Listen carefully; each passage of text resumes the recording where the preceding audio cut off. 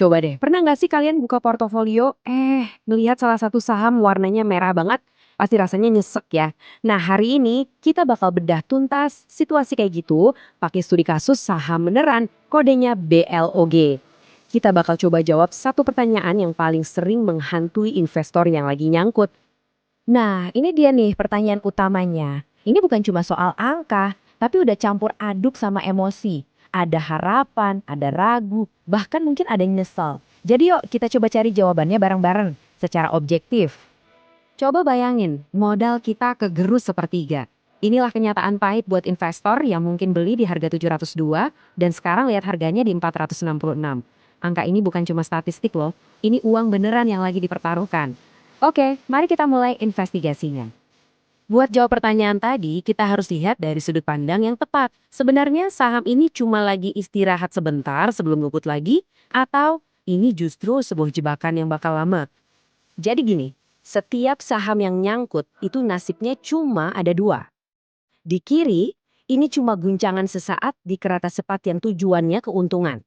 Atau di kanan, ini adalah hukuman finansial yang ngunci duit kita bertahun-tahun. Tugas kita sekarang adalah nentuin blok ini ada di tim yang mana. Oke, buat ngerti sebuah saham, kita harus kenalan dulu sama bisnis di baliknya. Jadi, siapa sih sebenarnya perusahaan dengan kode BLOG ini? Yuk kita cari tahu. Blok ini adalah perusahaan logistik. Gampangnya, mereka ngurusin pengiriman buat klien-klien korporat gede dengan kontrak jangka panjang. Ini yang bikin pendapatan mereka stabil. Tapi, yang bikin ceritanya seksi adalah ekspansi mereka ke cold chain atau logistik pendingin, sektor yang lagi hot banget prospeknya. Nah, ini dia. Ini bagian paling krusialnya. Coba perhatiin baik-baik, hampir 90% pendapatan Blok itu datangnya dari grup mereka sendiri, contohnya Alfamart dan MIDI. Ini adalah info yang bisa mengubah cara kita memandang perusahaan ini. Kenapa? Yuk kita lihat. Ketergantungan ini tuh kayak pedang bermata dua.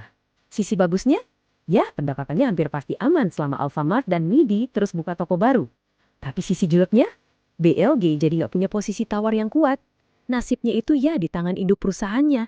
Ini resiko terbesar yang harus banget kita pahami. Oke, model bisnisnya udah kebayang. Sekarang, yuk kita jadi detektif keuangan sebentar. Kita ikuti aliran uangnya buat lihat gimana cara mereka mendanai semua rencana besar mereka. Coba bayangin BLOG ini kayak mobil balap. Mereka tuh baru aja isi tangki sampai penuh pakai bensin dari IPO alias penawaran saham ke publik. Nah, sekarang mereka lagi tancap gas buat ekspansi. Wow, lihat angkanya. Kas perusahaan melonjak hampir 600%.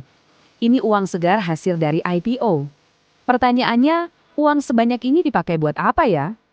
Nah, ini jawabannya. Uangnya nggak didiamin.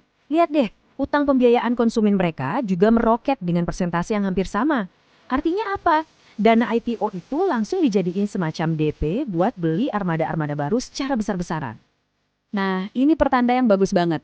Gampangnya gini deh, uang tunai beneran yang masuk ke kantong perusahaan, yaitu 18%, itu ternyata lebih besar dari laba yang tertulis di laporan keuangan, yang cuma 11%. Ini nunjukin kalau laba mereka itu bukan cuma angka di atas kertas, tapi beneran jadi uang tunai. Grafik ini nunjukin strategi mereka dengan jelas banget. Lihat, bar pertama, itu uang tunai yang mereka dapat dari jualan. Terus lihat bar kedua, itu uang yang mereka pakai buat belanja aset baru. Mereka ngabisin semua uang yang masuk, bahkan nombok sedikit. Inilah yang disebut arus kas bebas negatif, sebuah strategi pertumbuhan yang super agresif. Oke, kita udah tahu bisnisnya, kita udah tahu cara main uangnya. Sekarang pertanyaan paling penting, dengan semua kondisi ini, harga sahamnya sekarang itu termasuk murah atau mahal sih? Nah, di sini nih yang bikin bingung. Kalau kita ukur dari labanya, pakai metrik kayak PER dan PEG, saham ini kelihatan murah. Tapi kalau kita lihat dari nilai aset bersihnya atau PBV, harganya justru kelihatan mahal banget. Jadi mana yang benar nih? Jadi, kenapa pasar berani bayar mahal untuk aset perusahaan ini? Jawabannya ada di sini. Pasar itu nggak beli perusahaan ini berdasarkan kondisi sekarang, tapi mereka beli potensi masa depannya. Mereka bertaruh pada pertumbuhan bisnis dan jaminan order dari ekosistem Alfamart. Oke, semua kepingan puzzle-nya udah ada di meja. Sekarang, saatnya kita rangkai semuanya buat sampai ke sebuah kesimpulan. Jadi, kalau mau disimpulkan, ada 3 poin penting. Satu, ketergantungan yang luar biasa besar ke induknya. 2. Valuasi yang udah premium alias mahal.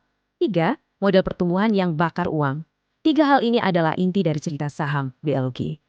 Pada akhirnya, nggak ada jawaban yang 100% benar atau salah di sini. Investor tipe growth atau pertumbuhan pasti bakal fokus ke cerita cerahnya. Sementara investor tipe value bakal lebih khawatir sama risiko dan harganya yang mahal. Keduanya melihat data yang persis sama, tapi menarik kesimpulan yang berbeda. Jadi, kami di sini nggak akan kasih jawaban beli atau jual. Sebaliknya, kami kembalikan lagi ke Anda, tapi dengan pertanyaan yang lebih tajam. Menurut Anda, BLOG ini sebuah roket pertumbuhan yang siap meluncur atau sebuah jebakan mahal yang kelihatannya bagus? Setelah melihat semua buktinya, sekarang keputusan ada di tangan Anda.